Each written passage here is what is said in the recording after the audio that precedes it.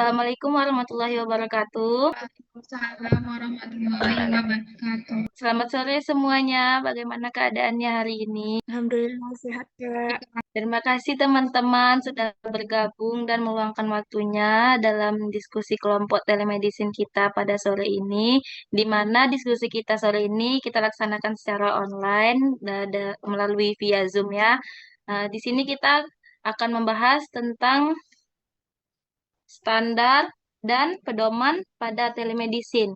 Nah, sebelumnya perkenalkan kami dari kelompok 2 yang beranggotakan saya sendiri Dini Ricipa, kemudian ada Vina Nurofia, lalu ada Gina Fadila, ada Hafiza Afifa Asafa, dan Nurul Sahira.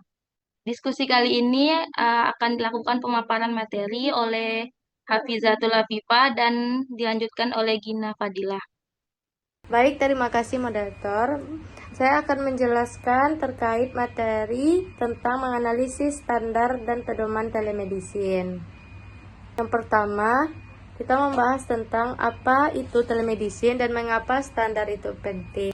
Telemedicine adalah metode pelayanan kesehatan inovatif yang memungkinkan interaksi antara pasien dan penyedia layanan dari jarak jauh, memanfaatkan teknologi digital.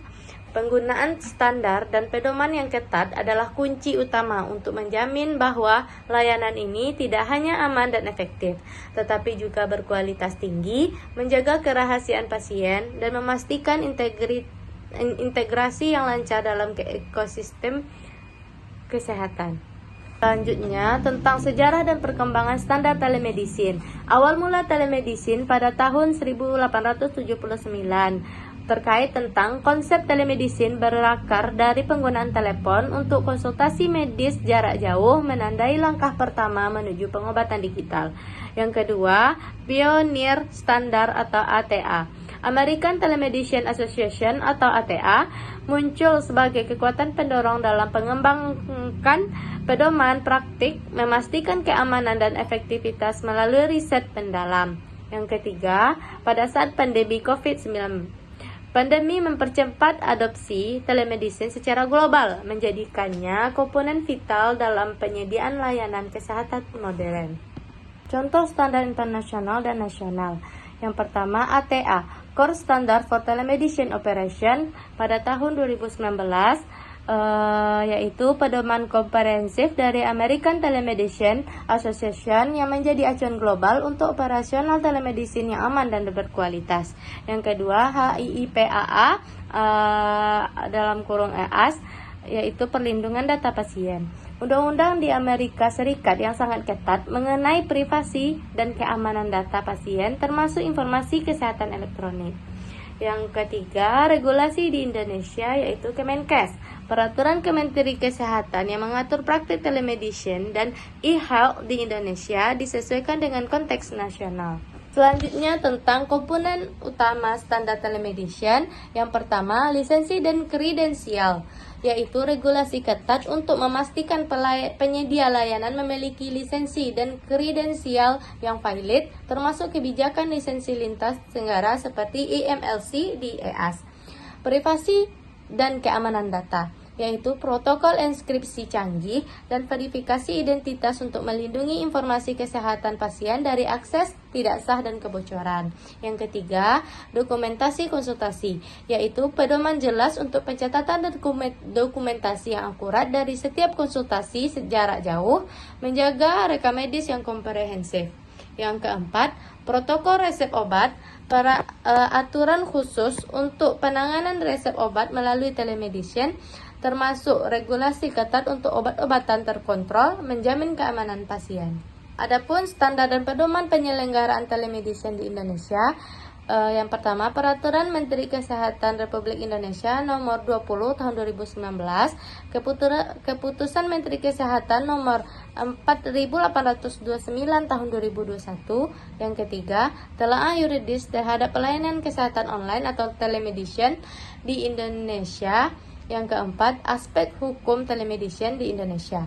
Yang kelima, telemedicine regulation in Indonesia, legal frameworks, challenge, and future direction. Baik, saya kembalikan kepada moderator. Baiklah, terima kasih Hafizatul Afifah atas pemaparan materinya. Eh, Paparan materi selanjutnya dilanjutkan oleh kita kepada Gina. Terima kasih kepada moderator. Saya Gina Fadila akan melanjutkan pemaparan materi dari Hafizatul Afifah Asfa. Selanjutnya yaitu tantangan regulasi dan kepatuhan. Yang pertama itu ada variasi regulasi global, di mana pada variasi regulasi global ini menghadapi perbedaan regulasi antar wilayah dan negara yang menjadi tantangan besar dalam harmonisasi standar telemedicine. Yang kedua itu ada risiko kebocoran data, di mana perlindungan data pribadi sangat krusial. Risiko kebocoran informasi ini tetap menjadi perhatian utama. Selanjutnya yang ketiga ada adaptasi teknologi baru, yaitunya menyesuaikan standar dengan cepat terhadap perkembangan teknologi seperti AI dan machine learning sangat penting untuk inovasi. Yang terakhir itu ada kepastian hukum malpraktik, yaitunya memastikan kepastian hukum terkait malpraktik dalam konteks telemedicine adalah area yang memerlukan kejelasan regulasi. Yang selanjutnya ada studi kasus, yaitu kebijakan telemedicine pasca pandemi COVID-19 di ES. Yang pertama itu ada fleksibilitas lisensi dan regulasi. Jadi selama pandemi, banyak negara bagian di ES melonggarkan persyaratan lisensi untuk dokter, yang mana memungkinkan mereka praktik lintas negara, misalnya melalui Interstate Medical Licensure Compact atau MLC. Ini secara signifikan meningkatkan akses pasien terhadap layanan. Untuk menjaga aksesibilitas layanan kesehatan tersebut, kebijakan telemedicine yang fleksibel dapat diperpanjang hingga akhir tahun 2024, yang mana ini menunjukkan komitmen terhadap inovasi layanan kesehatan. Jadi saat ini sedang berlangsung diskusi intensif untuk merumuskan kebijakan permanen yang akan mengatur standar telemedicine itu sendiri, keamanan data, dan kesinambungan dari perawatan. Selanjutnya ada rekomendasi untuk implementasi standar telemedicine di Indonesia. Yang pertama itu ada adaptasi standar secara global, yang mana mengadaptasi standar internasional terbaik seperti dari ATA menyesuaikan dengan seksual dan kanker nih. Yang kedua itu melakukan pelatihan dan sertifikasi, yaitunya mengembangkan program pelatihan dan sertifikasi komprehensif bagi tenaga kesehatan untuk memastikan kompetensi dalam praktik telemedicine tersebut. Yang ketiga ada penguatan keamanan data, yaitu investasi dalam teknologi keamanan data terbaru dan protokol perlindungan pasien yang kuat untuk menjaga kerahasiaan informasi medis. Yang terakhir ada kolaborasi lintas sektor, yaitu membangun kemitraan strategis antara pemerintah, penyedia layanan kesehatan, industri, teknologi, dan asosiasi profesional untuk pengembangan pedoman yang berkelanjutan. Selanjutnya ada manfaat dari penerapan standar dan pedoman telemedicine. Yang pertama, manfaatnya yaitu untuk meningkatkan kepercayaan. Yang kedua, memastikan kualitas layanan. Yang ketiga itu untuk mendukung pertumbuhan sektor. Dan yang terakhir untuk meminimalkan resiko hukum. Jadi kesimpulan dari standar telemedicine ini adalah standar dan pedoman adalah suatu fondasi esensial untuk membangun ekosistem telemedicine yang aman, efektif, dan berkualitas. Diperlukan kolaborasi berkelanjutan antara riset, regulasi, dan praktik klinis untuk terus mengembangkan standar yang adaptif dan responsif terhadap inovasi. Telemedicine ini akan terus menjadi pilar penting dalam suatu pelayanan kesehatan dan standar yang solid untuk memastikan pertumbuhan yang bertanggung jawab dan inklusif. Jadi mari bersama-sama kita sama-sama mendorong implementasi standar demi masa depan layanan kesehatan digital yang lebih baik dan merata. Jadi berdasarkan hasil analisis standar dan pedoman telemedicine, disarankan agar pemerintah dan pemangku kebijakan untuk terus memperkuat regulasi serta pengawasan dalam penyelenggaraan telemedicine guna menjamin mutu pelayanan kesehatan pasien dan perlindungan data pribadi pasien. Tenaga kesehatan juga diharapkan dapat meningkatkan kompetensi dan literasi digital melalui pelatihan yang berkelanjutan agar mampu memberikan pelayanan telemedicine secara profesional dan etis. Namun selain itu, edukasi kepada masyarakat juga perlu untuk ditingkatkan untuk mendorong pemanfaatan telemedicine secara tepat dan aman. Terima kasih, saya kembalikan kepada moderator. Itulah tadi pemaparan materi tentang standar dan pedoman telemedicine yang telah dipaparkan oleh Hafizatul dan Gina. Selanjutnya kita masuk kepada sesi pertanyaan. Bagi teman-teman yang ada yang ingin bertanya, dipersilahkan. Baik, saya Nurul Sahira, izin bertanya kepada Hafizatul Afifah.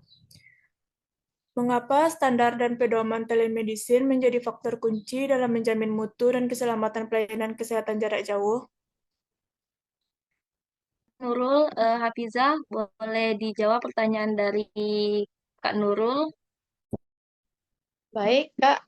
Saya akan jawab pertanyaan dari Kak Nurul. Soalnya itu mengapa standar dan pedoman telemedicine menjadi faktor kunci dalam menjamin mutu dan keselamatan pelayanan kesehatan jarak jauh. Menurut saya, standar dan pedoman telemedicine itu sangat penting karena bisa menjadi acuan yang jelas untuk memastikan pelayanan kesehatan jarak jauh dilakukan secara aman, bermutu, dan bertanggung jawab.